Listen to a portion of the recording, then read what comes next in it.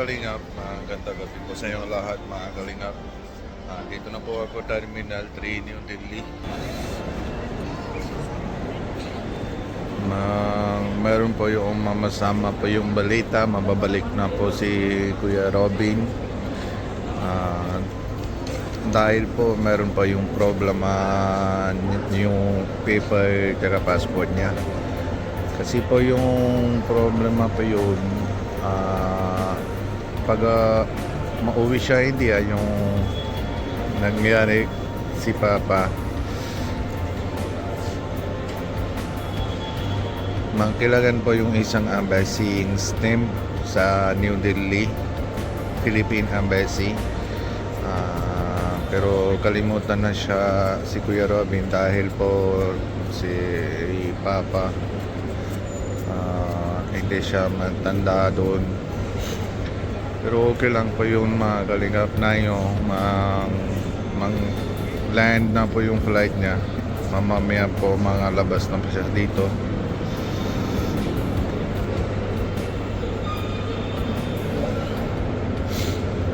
Grabe mga Kalingap, sobrang malamig po dito.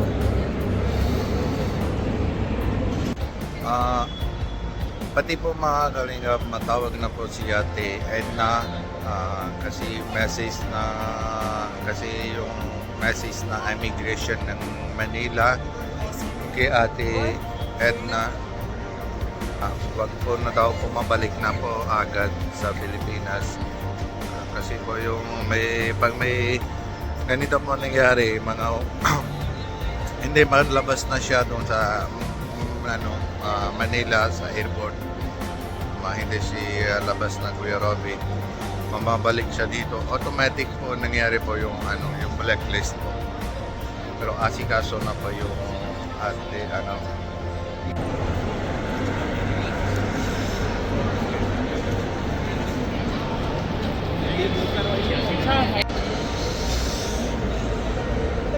sobrang malamig mga Kalingap. Malagay na po yung dito yung heaters sa airport. Grabe yung tagal na po, yung mga 1 o'clock na 9:45 na tingnan yung flight na si Kuya Robin, pero 4 hours lang hindi mo sa labas po.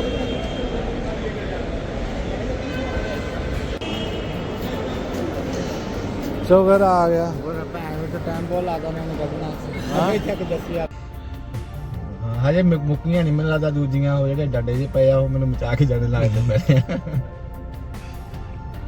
Nandito na po kami sa parking mga Kalingap. चल Kasi dami po daw sa immigration dito sa India.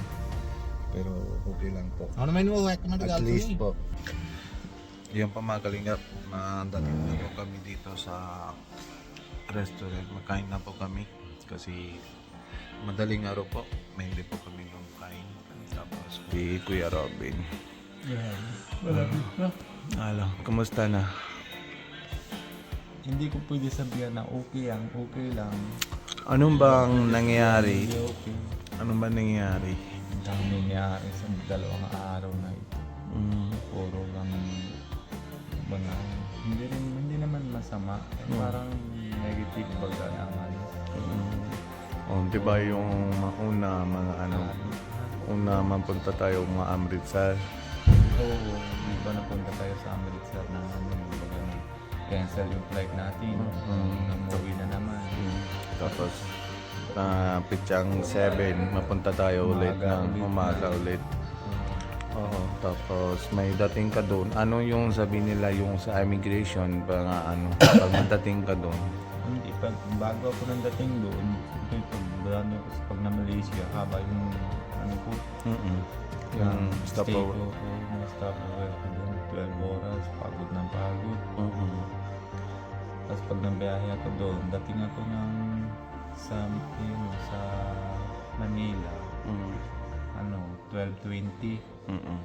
Tapos pag pasok na ako doon sa immigration, ayun, dami nila na tanong. Hanap sila na visa, entry visa. Yung entry visa. Oo.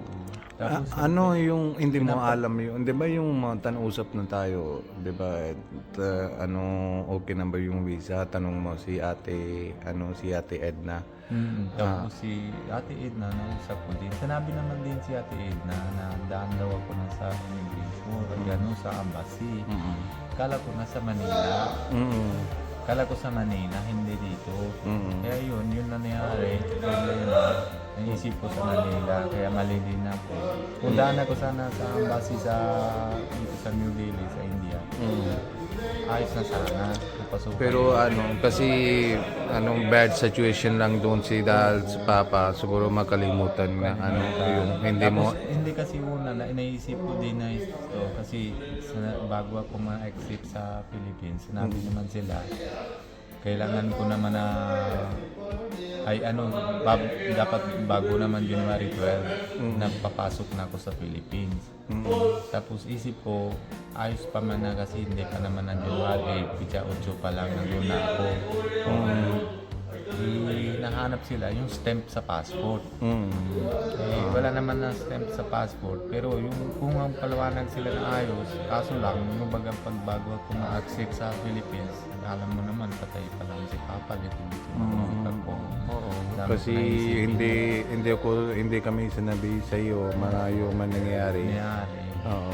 Kaya pero sa nausap ko din si Ate Edna, sabi naman din kasi December 19 labas na yung na papel ko doon Yung sa papel visa. mo. Mahintay ako. Kung sabi naman na Ate Edna ay kung patay na pala si Papa mo, hindi mo pala na mapabutan ng buhay.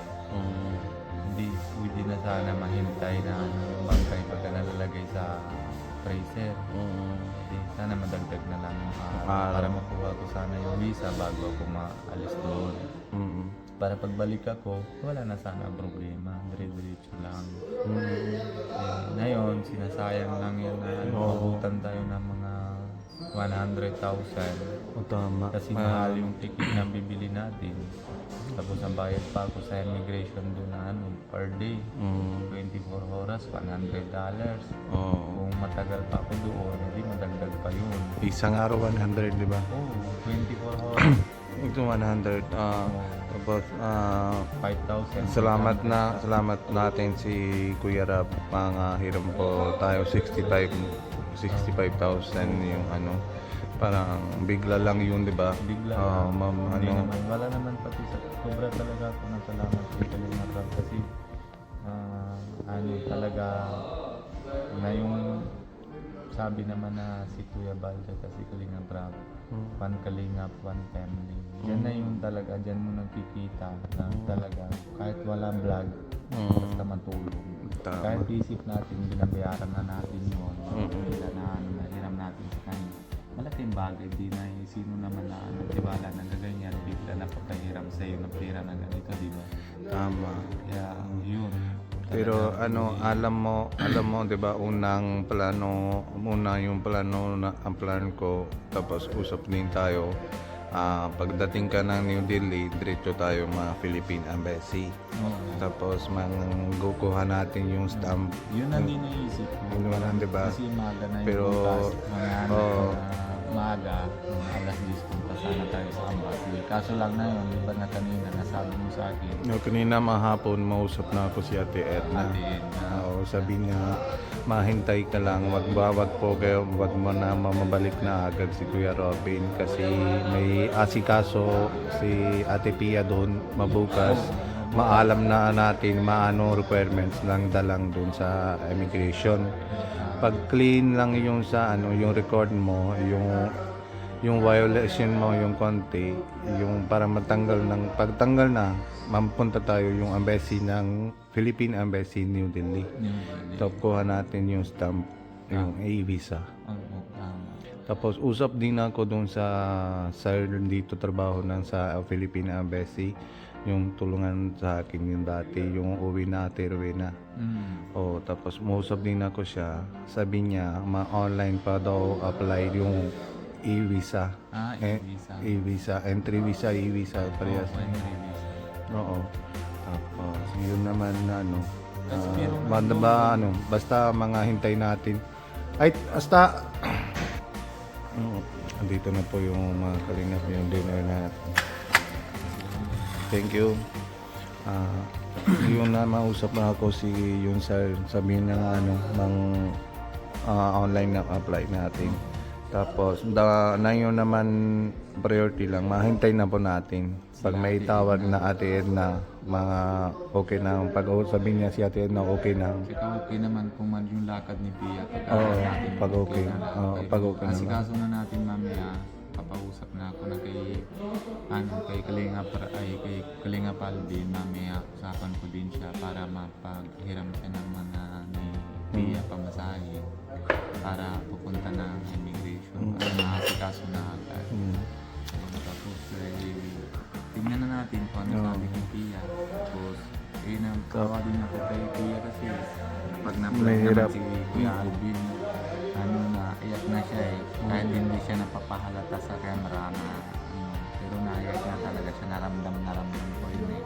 Kasi naramdam niya na siguro baka hindi ako nababalik, hindi ako na pinapasukan na sa Philippines. Hindi paano naman, syempre, hindi naman kaya siya na 4 na alabaga. Kahit sinusportahan ko naman dito, pero hindi rin na sapat yun dahil nandun siya, so lang, di ba? Pero mabuti hindi naman nangyari yung mamasama, hindi ka naman blacklist, di ba? Salamat talaga. Salamat ako na nga sa Lord na ano. Hindi masyadong ano. Pero alam na natin bukas. Mga ano requirements na. O bukas, hindi naman kasi bukas eh. Dapat bukas alis sila hapon. Sunod na araw. 11. Sunod 11 11. sila na kasi kaso doon. Kasi ngayon maalis pa lang sila. Tayo din mga hanggang mamaya hapon na mga dating doon sa bahay kasi ngayon sobrang yung ano, yung fog. Fog. Fog. Kasi mahirap lang po yung sa drive. May isip din po kami, mga stay po kami dito. Stay po tayo dito. Sige, mga kain mo na. Yung kain mo na po mga kalingap. Grabe mga kalingap. Fog. Hindi makita yung kalsada. Mga po, ma-stop po kami dito yung 3 oras, 4 oras para pagbawas na po yung fog. Mga alis po kami dito.